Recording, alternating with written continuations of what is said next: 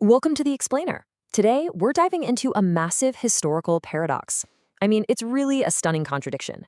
We're looking at how humanity's absolute greatest leap, our journey into the stars, actually started in the darkest, most horrific shadows of World War II. The exact same scientific push that brought unimaginable terror to the mid-20th century, yeah, it literally provided the foundational blueprints for modern space exploration and advanced aviation.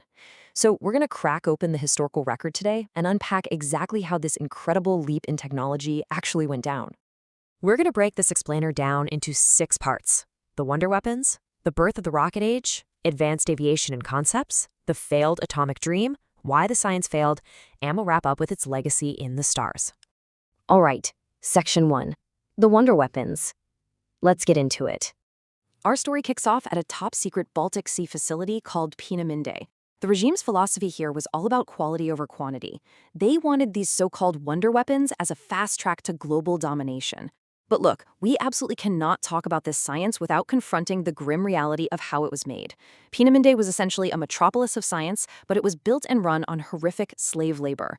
Expendable prisoners were brought in and literally worked to death just to protect these scientific secrets. It's an incredibly dark, chilling foundation for what would later become the cradle of the space age. Moving right along to Section 2, birth of the rocket age. Now, to keep morale up, the regime's propaganda minister started calling these terrifying new technologies vengeance weapons. And the leap in tech here is wild. On one hand, you've got the V-1 buzz bomb, basically the world's very first cruise missile. It clocked in at about 360 miles per hour. But here's the terrifying part. Its steep power dive would actually cut off the engine, so victims on the ground just heard this sudden, dead silence right before impact. On the flip side, you have Wernher von Braun's V-2 rocket. The V-2 was a totally different beast. We're talking the world's first true, unstoppable, long-range ballistic missile. It traveled at a staggering 3,300 miles per hour and fell with absolutely zero warning. But here is a truly wild twist. You'd think the guy behind the V-2 was obsessed with winning the war, right? Well, historical accounts show von Braun's main passion wasn't necessarily military victory at all. The guy was completely fixated on proving the aerodynamics and the thrust needed to eventually put a human being in space. To him, this deadly vengeance weapon was, in a lot of ways, just a heavily funded vessel to feed his own engineering obsession. Okay, Section 3, Advanced Aviation and Concepts. The sheer volume of innovation flying off the Third Reich's drawing boards at this time was honestly staggering. It created an absolute catalog of aeronautical firsts. You had the Arado 234, which was the world's first operational turbojet bomber. Then there was the Me-163 Comet, a literal rocket interceptor. And of course, the famous Me-262, the world's first operational jet fighter. These things could easily outrun Allied propeller planes by 100 miles an hour. And because their territory was shrinking so fast, they even started drafting up early concepts for vertical takeoff aircraft. And then things get straight up sci-fi. They started exploring some truly bizarre concepts. Over in the Austrian Alps, a man named Victor Schauberger was forced to develop a fuelless flying disc engine that relied on natural turbulence from swirling air and water. Meanwhile, deep inside a quarry in the Harz Mountains, Colonel Schiebert was secretly testing a prototype X-ray beam weapon. Records actually suggest their trial run shot out a bolt of radiation detectable 25 meters away, the whole idea being to pierce heavy armor or even down enemy planes. It's just a surreal look into a completely unchecked, highly experimental science machine. Which brings us to Section 4, the failed atomic dream.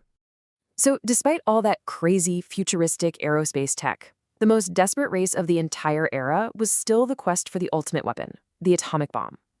Deep underground, beneath a medieval castle in Haigerloch, German scientists were busy combining smuggled uranium cubes and heavy water from Norway.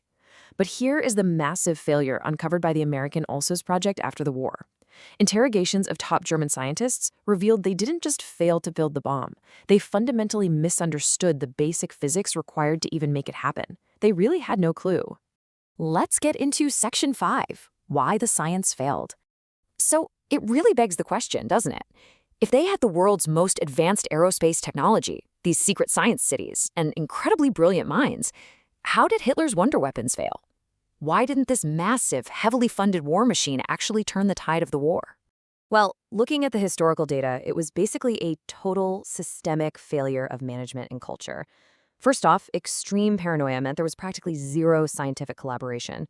Nobody was sharing ideas. Plus, you had terrible leadership letting enthusiasts build these wild dreams without any real resource strategy, all rubber-stamped by a dictator making incredibly ill-informed decisions. And on top of all that, toxic party politics heavily penalized anyone trying to develop defensive weapons, because just thinking about defense was viewed as defeatist. To put that specific failure into perspective, just think about the number 14. 14 seconds. That's how long it took for their highly effective Typhoon ground-to-air missile to shoot up over 6 miles. It was a brilliant, simple, super cheap steel tube filled with nitric acid and synthetic fuel. It absolutely could have decimated incoming Allied bomber fleets. But because party politics blindly prioritized offensive vengeance over practical defense, the millions of Typhoons they planned to make were never mass-produced. The science was there, but the strategic application was a complete disaster. Finally, Section 6, Legacy in the Stars. So what happened after 1945? Well, these advanced programs were immediately absorbed by the victorious Allies, and it permanently changed the course of history. Escaping the dark shadows of Peenemünde, Wernher von Braun and his team actually surrendered to the Americans. He was quickly put in charge of the infant U.S. missile program down at White Sands, New Mexico. From there, he went on to direct the development of the mighty rockets that powered NASA. It's a direct, undisputed historical line from those deadly V-2 rocket labs straight to Apollo 11 landing on the moon. And, that legacy goes way beyond lunar rockets. Those captured blueprints fundamentally influenced modern aviation. Airframes that looked like they literally belonged in Star Wars went on to inform American flying wing designs, which paved the way for the B-2 stealth bomber. They even used combustible engine principles from unbuilt German space planes to help develop the X-15, a rocket-powered aircraft that, to this day, still holds the speed record for a piloted plane. So, I want to leave you with this final thought to really ponder long after this explainer ends. How do we reconcile this? How do we view the monumental, triumphant leaps of modern space exploration and aviation, knowing the deeply tragic origins of the science that made them possible? It's an incredibly complex legacy. It's a story where the sheer inability of a tyrannical regime to manage its own brilliance inadvertently became a silver lining for democracy, and ultimately, humanity's entire journey into the cosmos.